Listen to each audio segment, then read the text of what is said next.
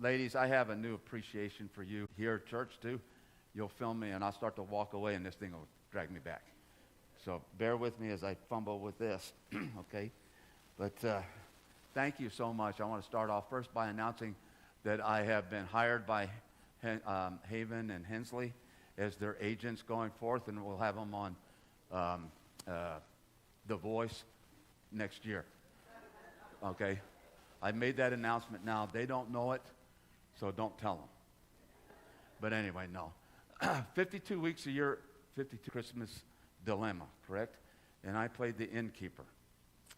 And I got to know you folks through that. And little did I know what I was headed for. So I want to share something real quick about our great high priest, Jesus. Okay? So you can see where I'm going. Jesus was sent, and we're getting ready to celebrate his birth, knowing exactly what was going to happen 30-some years later. And he was our perfect sacrifice. He was the perfect sacrifice. You know, in the Old Testament, we read what the Israelites had to do to atone for their sin. They had to sacrifice perfect animals or living creatures. They had to be perfect. The animals, the goats, the sheep, the doves, and that. There couldn't be no blemishes. But Jesus came, and he willingly gave of himself as the perfect sacrifice. Those animals never had a choice. They just got done. Okay, they just got killed.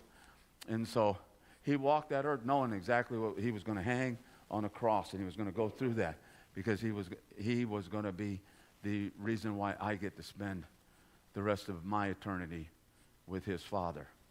And when he rose, after he took the keys from Satan, and he rose to sit at the right hand of the Father, he now sits in intercession for me and for you. And so when prayers go up, he is talking to the Father. Because we know God moves the mountain, but it's prayer that moves God. Excuse me. So 52 weeks ago, right? Did I say that right? I was standing on that stage. On the 23rd, which was just 3 days later, I had an MRI at the hospital in Wynn. I'm going to set this on the floor if that's okay. And so had the MRI, came home, and I just started feeling bad. Debbie gets home. She's the assistant administrator at Claycliff Nursing and Rehab in Brinkley, Arkansas, and the pastor's virus going around in that.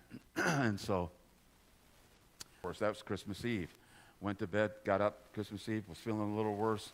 She took my temperature. I didn't have one. I was on vacation, so I didn't have to go to work, so I was okay. And then when she came home from Claycliff, she brought some rapid tests for the COVID.